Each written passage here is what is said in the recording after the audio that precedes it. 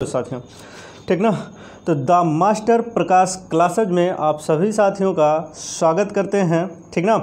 जैसा कि आपको पता है कि हम लोग प्रैक्टिस सेट सॉल्व कर रहे हैं हिंदी का, तो उसी को कंटिन्यू करते हैं। आज हम लोग तीसरा प्रैक्टिस सेट लेके आए हैं, तो आप लोग कॉपी और पेन के साथ बैठिएगा और एट लास्ट में आप लोग कमेंट बॉक्स में ज़रूर ये बताइएगा कि आपका कितना क्वेश्चन सही जा रहा है, ठीक ना।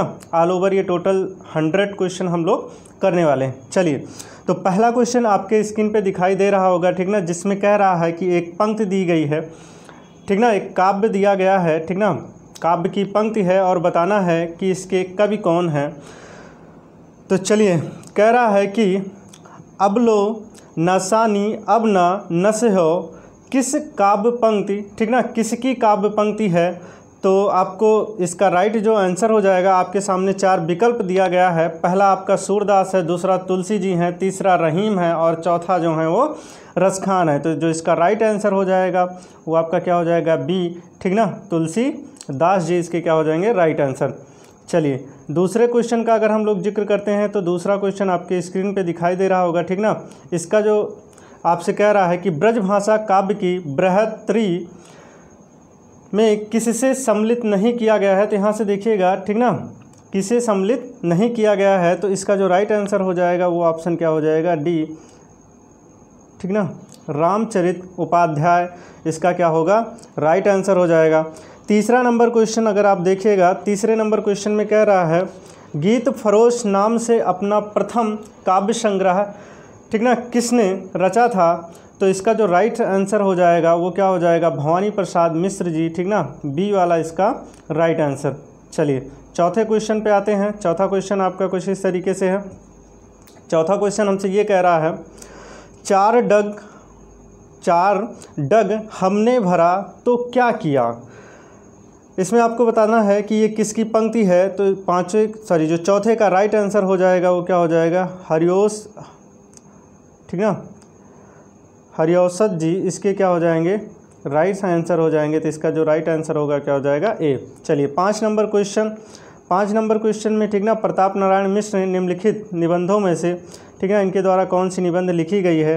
तो इसका जो राइट आंसर हो जाएगा वो क्या हो जाएगा, ए, ठीक ना, बात, पहला ऑप्शन। चलिए, 6 नंबर क्वेश्चन का जिक्र करते हैं। 6 नंबर 7 नंबर साथ में ही देखिएगा। 6 नंबर आपका है, कह रहा है विद्यापति निम्न में से किस रचना के आधार पर मैथिल कोकिल कहलाए हैं, ठीक ना। तो यहाँ से आपको बताना है, जो इसका राइट आंसर हो जाएगा वो क्या हो जाएगा, 6 का ये पदावली।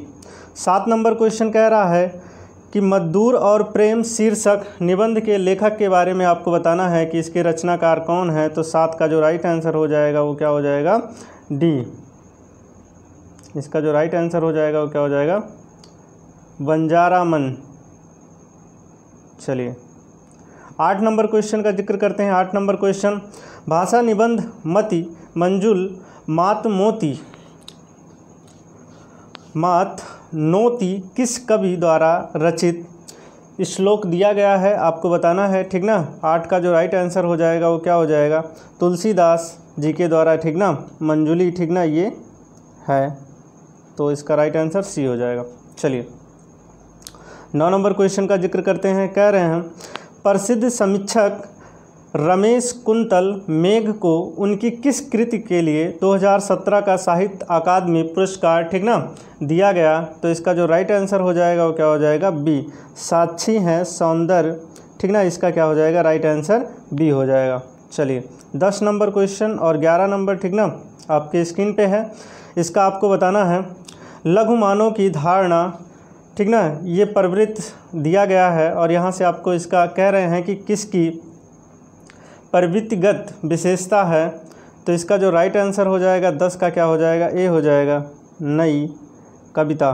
11 नंबर क्वेश्चन, ठीक ना, मैं साहित्य को मनुष्य की दृष्टि से देखने का पक्षपाती हूँ, ठीक ना, यह कथन किसने कहा है।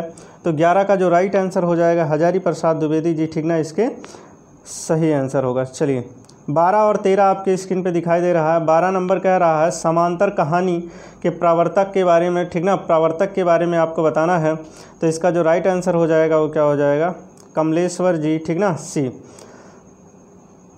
अब अगला 13 नंबर क्वेश्चन कह रहे हैं जायसी नामक समीक्षा कृति के लेखक के बारे में आपको बताना है। तो इसका जो राइट आंसर हो जाएगा वो क्या हो जाएगा, विजय देव नारायण शाही जी हैं, ठीक ना, इसका भी सही आंसर होगा। चलिए 14 और 15 नंबर आपके स्क्रीन पे दिखाई दे रहा है। 14 नंबर क्वेश्चन कह रहे हैं हिंदी भाषा का मासिक पत्रिका, ठीक ना, हिंदी भाषा का मासिक पत्रिका वागर्थ कहाँ से प्रकाशित होती है, वागरत कहाँ से प्रकाशित होती है। तो इसका जो राइट आंसर हो जाएगा, वागरत कहाँ से प्रकाशित होती है, तो इसका जो राइट आंसर होगा आपके सामने 4 ऑप्शन दिया गया है। पहला है कोलकाता, नई दिल्ली, ठीक ना, चंडीगढ़ और मुंबई। तो 14 का जो राइट आंसर हो जाएगा, ठीक ना, वो क्या हो जाएगा, कलकत्ता, ठीक ना, इसका राइट आंसर हो जाएगा। द्वैतवाद किस आचार्य द्वारा, ठीक ना, प्रवर्तित संप्रदाय है। तो इसके बारे में आपको बताना है। तो जो 15 का राइट आंसर हो जाएगा वो क्या हो जाएगा, डी हो जाएगा, ठीक। 15 का जो राइट आंसर होगा वो क्या हो जाएगा, माधव आचार्य जी, इसके क्या हो जाएंगे, राइट आंसर हो जाएंगे। अब देखिएगा आपके सामने, ठीक ना, 16 नंबर क्वेश्चन कह रहा है पंच पांडव चरित रास के रचयिता के बारे में आपको बताना है। तो 16 का जो राइट आंसर हो जाएगा, ठीक ना, शालिभद्र सूरी, इसके क्या हो जाएंगे, राइट आंसर हो जाएंगे। 17 नंबर क्वेश्चन आपके सामने दिया गया, एक पंक्ति दी गई है, वीरता जब भागती है तो अपने पीछे राजनीति के छल छिद्र की धूल उड़ाती है, ठीक ना। यह कथन आपको बताना है, 17 नंबर के बारे में बताना है। तो इसका जो कह रहे हैं कि नाटक ये किसकी है, तो 17 का जो राइट आंसर हो जाएगा वो क्या हो जाएगा ना, ध्रुव सोमनी, ये इसके क्या हो जाएंगे, राइट आंसर। तो आपका डी सही हो जाएगा। चलिए 18 और 19 में आप लोग बताइएगा कौन सा कवि नाकेनवाद से जुड़ा हुआ है। तो इसका जो राइट आंसर हो जाएगा वो क्या हो जाएगा, ए केसरी कुमार जी, ठीक ना, राइट आंसर। अपने अपने अजनबी उपन्यास के लेखक, ठीक ना, कौन है। तो 19 का जो राइट आंसर हो जाएगा सच्चिदानंद, ठीक ना, इसके क्या होंगे, राइट आंसर। चलिए अगला क्वेश्चन आपके सामने है 20 नंबर क्वेश्चन आपसे क्या कह रहा है, 20 नंबर कह रहा है वह हृदय नहीं, ठीक ना, वह हृदय नहीं है, पत्थर है जिसमें स्वदेश का प्यार नहीं।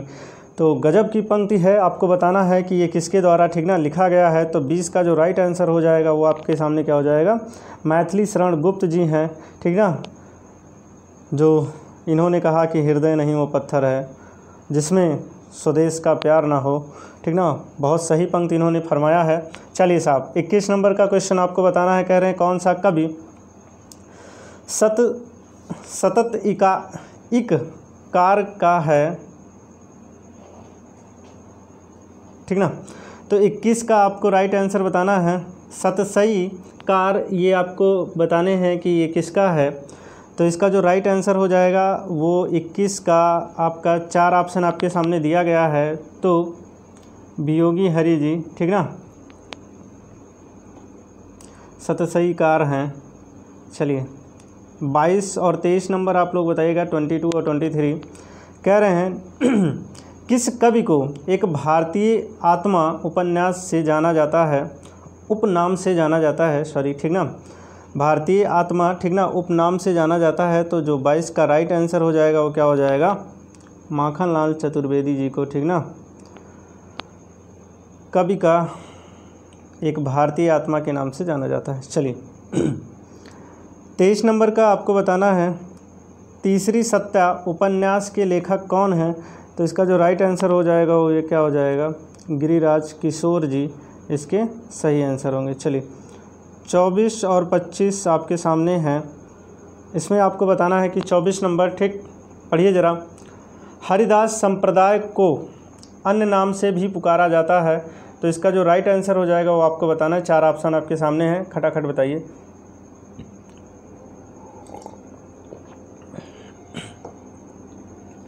चलिए साहब 24 का जो आपका राइट आंसर हो जाएगा वो सखी संप्रदाय से, ठीक ना, ताल्लुकात रखता है।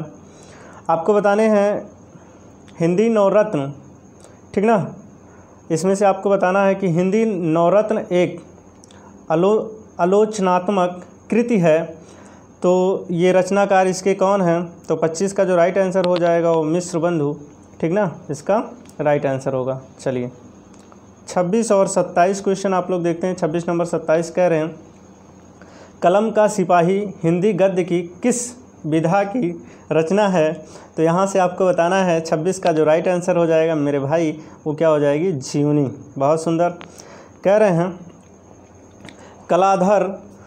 कलाधर उपनाम से रचना करने वाले का नाम आपको बताना है। तो 27 का जो राइट आंसर हो जाएगा वो क्या हो जाएगा? जयशंकर प्रसाद जी को, ठीक ना, कलाधर के उपनाम से भी जाना जाता है। चलिए 28 नंबर क्वेश्चन कह रहे हैं, धर्म की रसात्मक अनुभूति का नाम भक्ति है।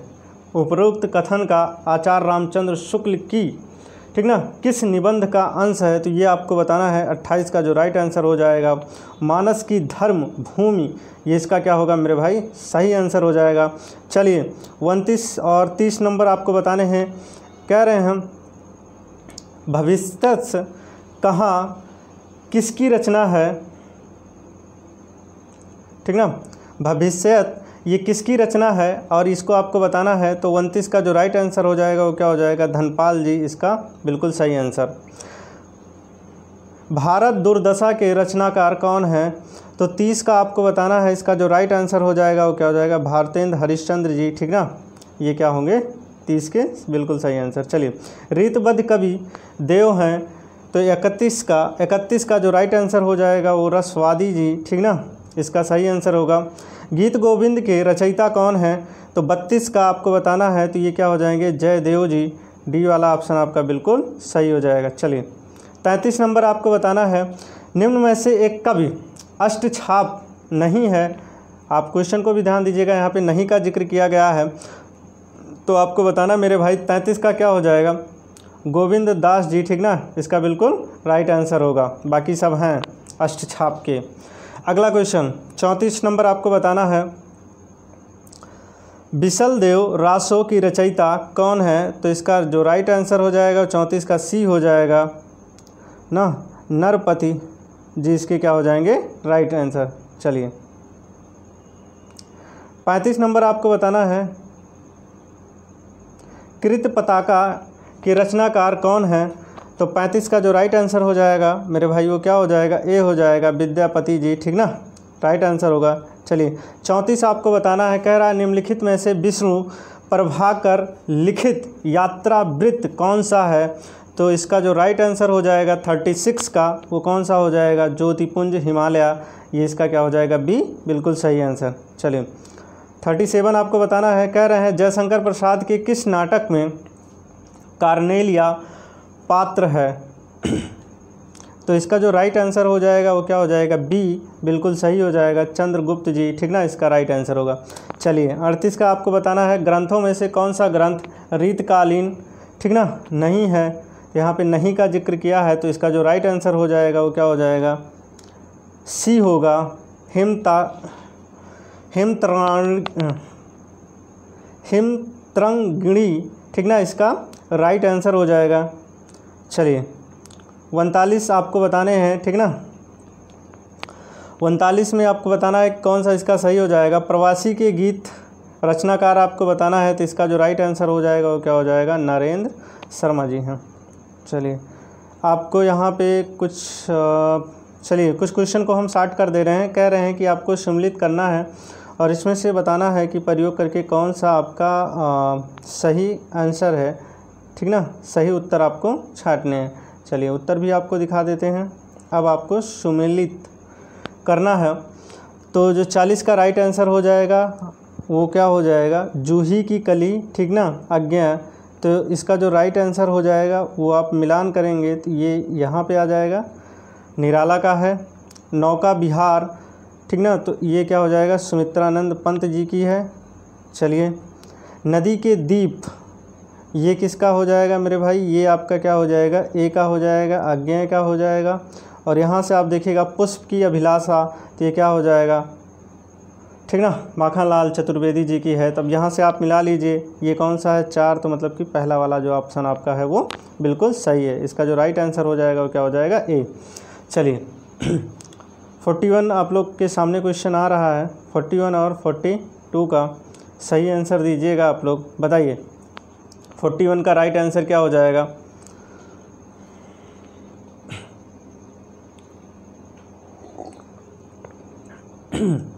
चार ऑप्शन आपके सामने दिया गया है।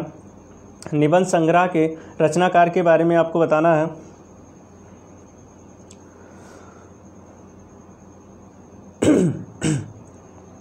चलिए साहब, तो इसका जो राइट आंसर हो जाएगा वो क्या हो जाएगा, 41 का बताना है। अर्ध नारीश्वर निबंध संग्रह के बारे में आपको बताना है।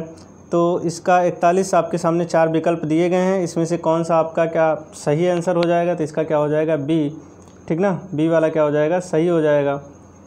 दिनकर जी के बारे में बताया है। चलिए, नाटक और नाटककार की दृष्टि से युग्म अशुद्ध है, यहाँ से देखिएगा अशुद्ध के बारे में जिक्र किया गया है, तो आपको बताना है। तो जो इसका राइट आंसर हो जाएगा, ठीक ना, 42 का वो क्या हो जाएगा, डी हो जाएगा। ये आपका क्या होगा, आषाढ़ का एक दिन, ठीक ना, सुरेश वर्मा जी का नहीं है। चलिए, तो ये आपका क्या हो जाएगा, एक असुमलित है, बाकी सब क्या है, सही है। तो आते हैं 43 पे, 43 नंबर क्वेश्चन पे आते हैं हम लोग। 43 नंबर क्वेश्चन आपका क्या कह रहा है, यहाँ से दिया गया ब्रज भाषा का विकास किस अपभ्रंश से हुआ है। तो ब्रज भाषा का विकास, ये बोली वोली से क्वेश्चन आ गया है, तो इसका जो राइट आंसर हो जाएगा ब्रज भाषा, ठीक ना, वो किससे है, शौर सैनी से। ब्रज भाषा हो गया, खड़ी बोली हो गई, कन्नौजी, बुंदेली, तो ये सब किससे हैं, शौर सैनी से, ठीक ना। तो ये इसका क्या हो जाएगा, राइट आंसर। ब्रजबुली का संबंध किससे है, तो इसका राइट आंसर जो हो जाएगा 44 का वो ए हो जाएगा, बंगाल से है, बांग्ला से है, ठीक ना।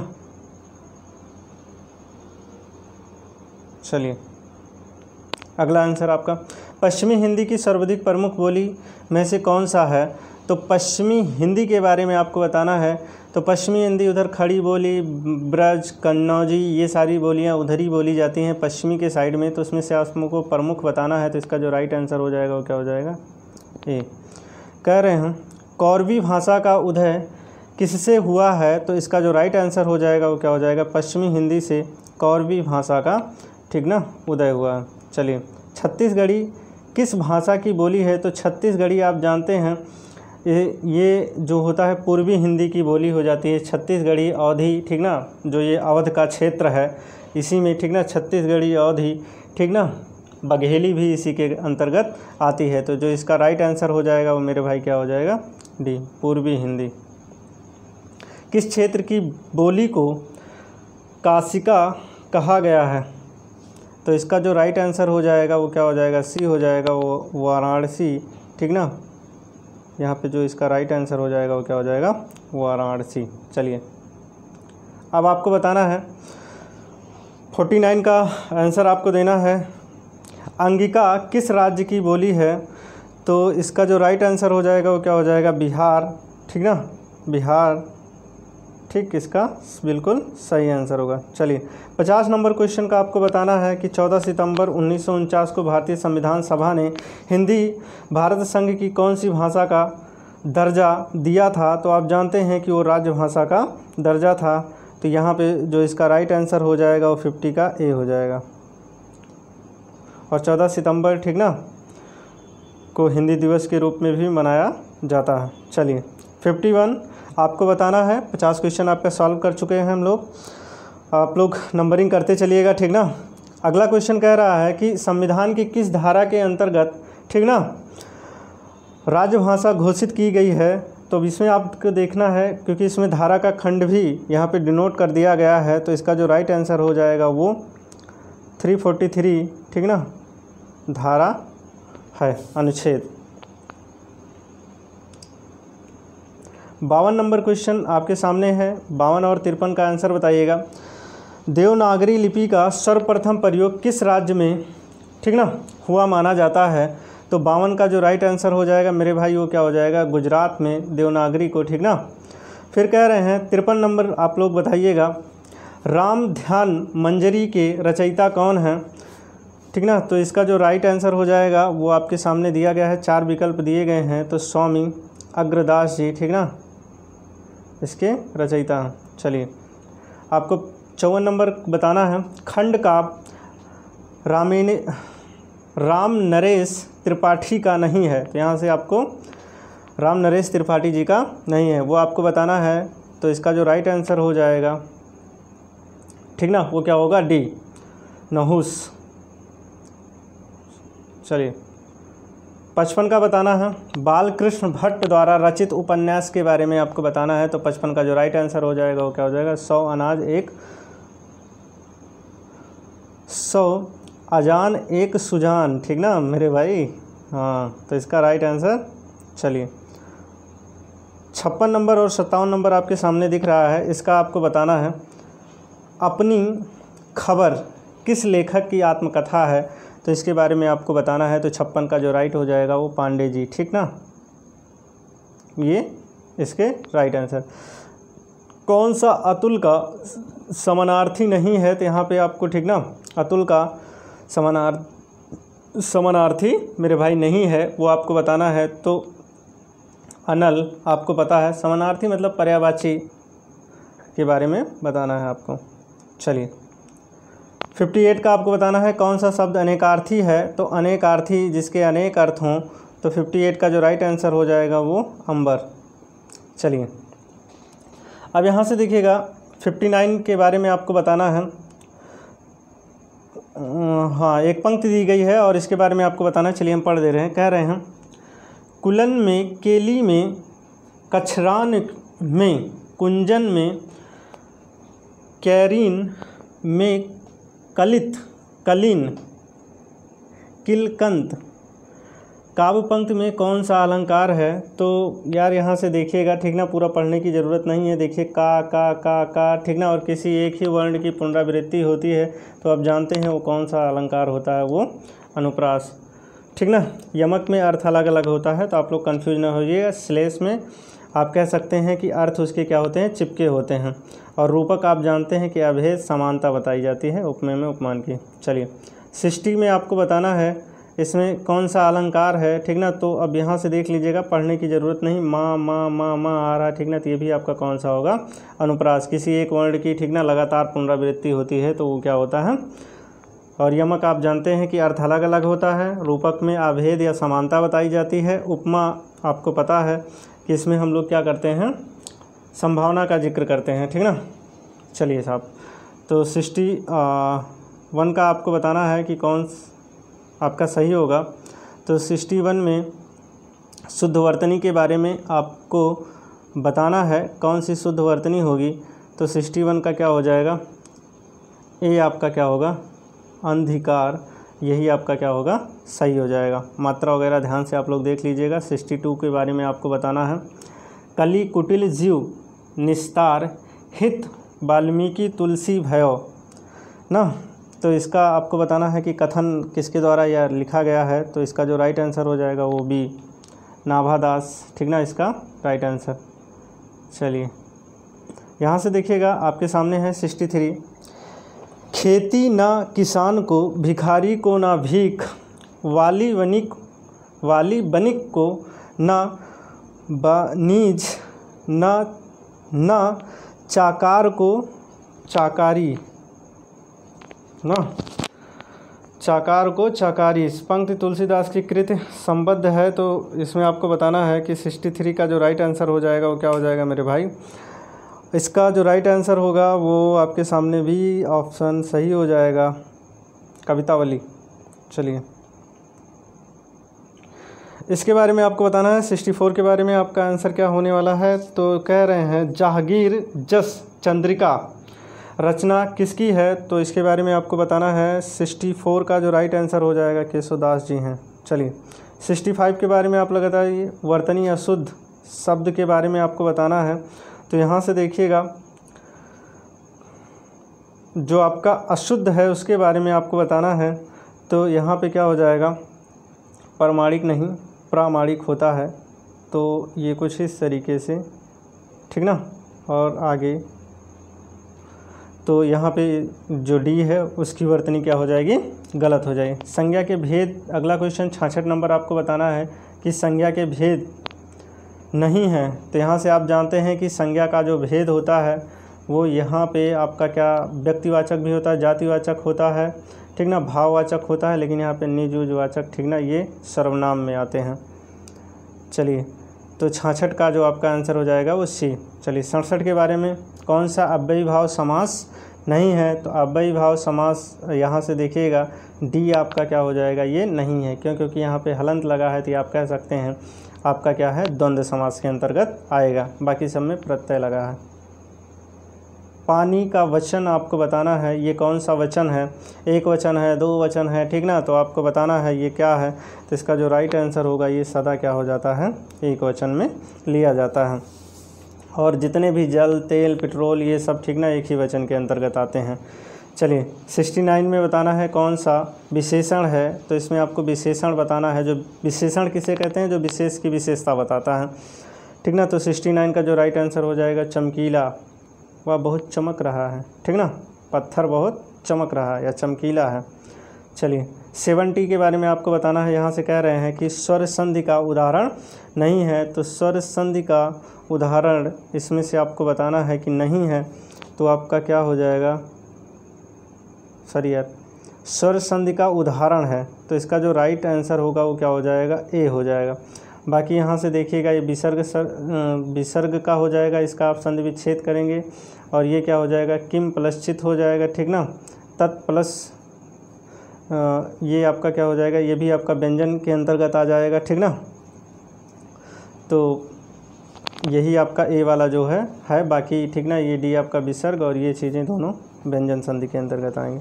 चलिए स्वर संधि में किसका मेल होता है, तो यहाँ से देखिएगा वर्णों का मेल होता है, ठीक ना, मतलब कि आप कह सकते हैं कि स्वरों का मेल होता है, तो ये आपका क्या हो जाएगा, राइट आंसर। चलिए 72 के बारे में बताना है। स्वर के उच्चारणों में दीर्घ स्वर से भी अधिक समय लगता है, उसमें आपको बताना है कि किसमें दीर्घ स्वर से भी अधिक समय लगता है। गजब का क्वेश्चन है, लुप, ठीक, इसमें दीर्घ ओम वगैरह जो ओम पढ़ा जाता है, ठीक ना। चलिए तो 73 के बारे में आपको बताना है। स्वर्गों का वर्गीकरण यहाँ से कह रहे हैं कि जीव के भाग के आधार पर किया जाता है, निम्नलिखित में से कौन सा भेद इसके अंतर्गत नहीं आता है। हिंदी स्वरों का वर्गीकरण जब जीव के भाग के आधार पर, ठीक ना, तो इनमें से कौन सा नहीं आता है, तो इसका जो राइट आंसर हो जाएगा वो मेरे भाई क्या हो जाएगा, विवृत स्वर, डी आपका ऑप्शन क्या हो जाएगा, सही हो जाएगा। अगला नीचे कह रहे हैं कारक विभक्तियां सहित कितने भेद होते हैं, तो 74 का जो राइट आंसर हो जाएगा वो कितना हो जाएगा, आपको पता है कि 8। चलिए 75 का अपहरण में आपको सर्ग बताना है, तो 75 का जो राइट आंसर हो जाएगा वो क्या हो जाएगा, बहुत ईजी है। अब अनु उपसर्ग से बना शब्द के बारे में आपको बताना है, तो अनुचर हो जाएगा, अनुपम, अनुपमा हो जाएगा, तो इसका जो राइट आंसर हो जाएगा वो क्या हो जाएगा, ए हो जाएगा, अनुचर, ठीक ना। बाकी अर्थ नहीं निकलेगा तो कोई मतलब नहीं है। चलिए 77 अर्थ के आधार पर वाक्य के भेद आपको बताने हैं, तो अर्थ के आधार पर जो वाक्य के भेद होते हैं वो कितने हो जाते हैं, 8। कितने होते हैं भाई, 8। चलिए अग्रज का सही विलोम क्या होगा, तो इसका जो सही विलोम हो जाएगा वो क्या हो जाएगा, अनुज, ठीक ना, क्योंकि छोटा का बड़ा होता है, लघु का दीर्घ होता है, सूक्ष्म का विराट होता है। चलिए मेरे भाई बहुत सुंदर। तो अगला क्वेश्चन आपके सामने है, इसमें आपको बताना है कि कौन सा हमारा क्या होगा, राइट आंसर होगा। हिंदी में कुल कितने सर्वनाम होते हैं, तो गजब का क्वेश्चन है, वो कितना हो जाएगा, सी इसका राइट आंसर हो जाएगा। 80 के बारे में आपको बताना है।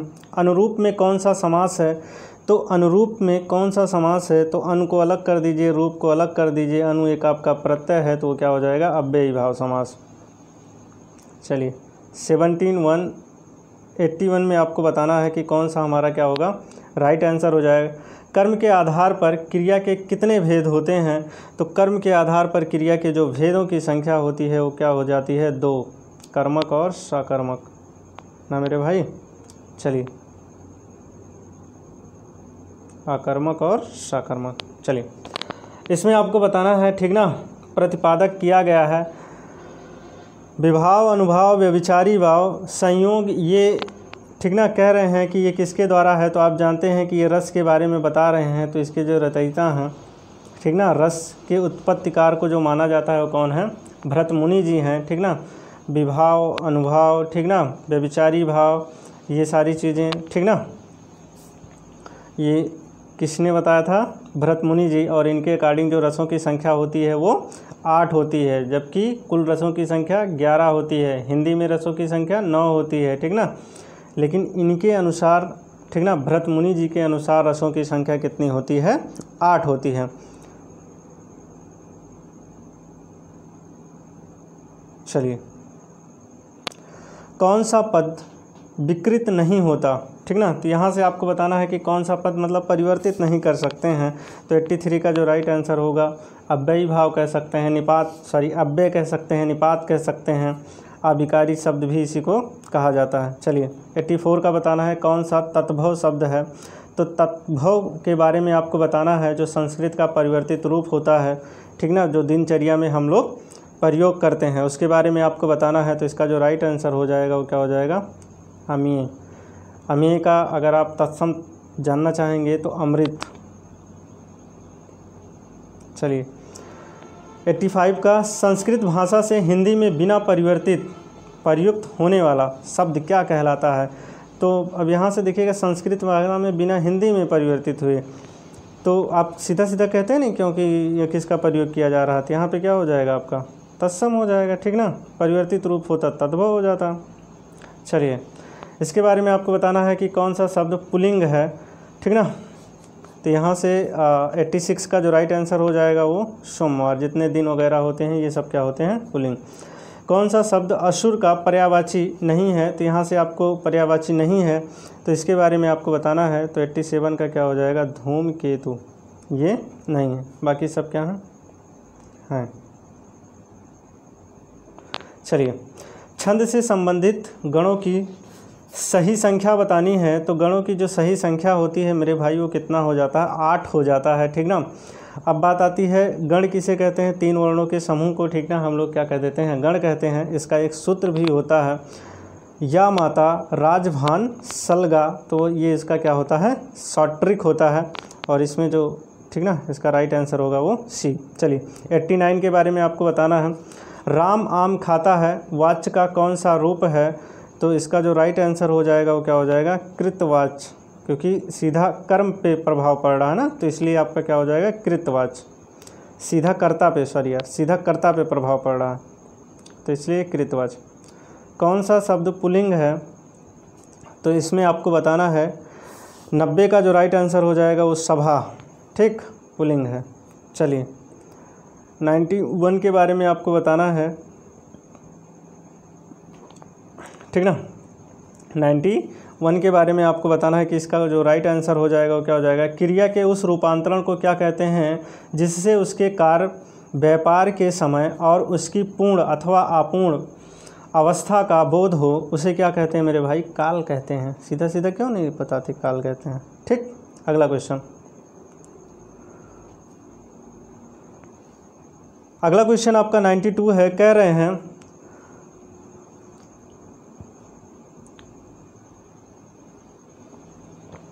चलेगा 92 के बारे में आपको बताना है। अकुरब को खड़ी बोली में क्या कहते हैं। तो इसका जो राइट आंसर हो जाएगा वो क्या हो जाएगा? अंकुरित होना। नीचे मुहावरा दिया गया है और यहाँ से आपको पूछना है, कह रहा युवाओं को होने पर ही विवाह करना चाहिए। तो अब आपको बताना है कि युवाओं को क्या होने पर विवाह?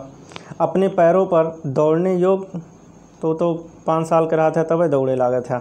चलो, बी वाला कह रहा है ठीक ना। यहाँ से जो इसका राइट आंसर होगा अपने पैरों पर खड़े होने पर ही। आप लोग जानते ही होंगे, इसलिए आप लोग तैयारी भी कर रहे होंगे कि अपने पैर पे खड़े हो जाएंगे तो उसके बाद में हम लोग क्या करेंगे? विवाह करेंगे। मतलब कि नौकरी मिल जाएगी तो मतलब आप अपने पैर पे खड़े हो गए। चलिए, एक यहाँ पे पद दिया गया है और इसके बारे में आपको ठीक ना नीचे 4-5 ठीक ना आंसर क्वेश्चन दिए गए हैं, उसके आंसर आपको बताना है। तो वीडियो बहुत लंबी हो जाएगी, इसलिए आप लोग ये क्या करिएगा, पढ़ लीजिएगा, ठीक।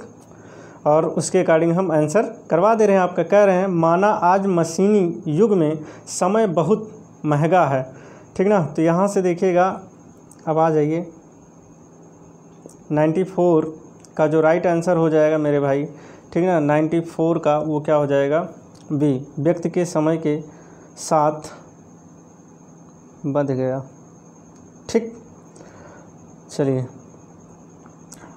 95 का आपको बताना है। कह रहे हैं मोती का स्वप्न और रोटी का स्वप्न का क्या तात्पर्य है। तो जो इसका राइट आंसर हो जाएगा वो क्या हो जाएगा, वैभव युक्त जीवन व आवश्यकताओं की पूर्ति। ये आपका क्या हो जाएगा, अपने दिनचर्या से रिलेटेड है। 96 के बारे में बताना है। घुटने में माथा रखने से पोखर पार नहीं होता, पंक्ति के बारे में आपको बताना है, ठीक ना। पंक्ति पढ़ के ही इसका आप लोग आंसर दीजिएगा। तो इसका जो राइट आंसर हो जाएगा 96 का वो क्या हो जाएगा मेरे भाई, सी हो जाएगा। मानो निष्क्रिय होकर, ठीक ना, आगे नहीं बढ़ पाता। अगर आपके अंदर नेगेटिव थिंकिंग है तो आप आगे नहीं बढ़ पाएंगे। चलिए मन और स्नेह के बारे में, ठीक ना, कवि का क्या परामर्श है, तो इसके बारे में आप लोग देखिएगा, ठीक ना। 97 का जो राइट आंसर हो जाएगा वो क्या हो जाएगा, डी। इसका जो राइट आंसर होगा वो क्या हो जाएगा, डी। मन से हार नहीं माननी चाहिए तथा स्नेह बांटने से कम नहीं होता। गजब, गजब की बात कह रहे हैं। चलिए मेरे भाई 98 आपके सामने क्वेश्चन है। कह रहे हैं सच का आभास क्यों नहीं, ठीक ना, सच का आभास क्यों नहीं दबाना चाहिए। तो इसका जो राइट आंसर है, ठीक ना, वो क्या हो जाएगा, ए हो जाएगा। क्यों, इससे वास्तविक समस्याएं समाप्त नहीं होती हैं, ठीक ना। बहुत सुंदर पंक्ति है, ठीक ना, और इससे रिलेटेड क्वेश्चन तो और ही सुंदर हैं, 4 चांद लगा दे रहे हैं। चलिए मेरे भाई, ठीक। 99 अरविंद ना, अरविंद शब्द का पर्यायवाची बताइए आप इसमें से। तो 90 का क्या हो जाएगा, कमल। छंद की हर पंक्ति को चरण या डाट कहते हैं। तो चरण को मेरे भाई क्या कहते हैं, पाद कह देते हैं। और आप जानते हैं छंद 4 चरण, ठीक ना। और छंद में ये सारी चीज़ें, गति भी होती, गण भी होती, यति होती है। जहाँ पे पाद समाप्त होता है वहीं पे यति होती है, और जहाँ पे आपका चरण समाप्त होने वाला होता है वहाँ पे क्या हो जाती है, गति। और 3 वर्णों के समूह को हम लोग क्या कह देते हैं मेरे भाई, गण।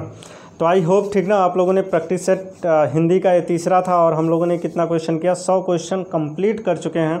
अब आप लोग मेरे भाई, ठीक ना, कमेंट बॉक्स में ज़रूर आप लोग बताइएगा कि कितने क्वेश्चन आपके जा रहे हैं, और कोई आपका सुझाव भी होगा तो अवश्य, ठीक ना, कमेंट बॉक्स में आप लोग डालिएगा, ठीक ना। और पूरा वीडियो देखने के लिए बहुत बहुत आपका धन्यवाद।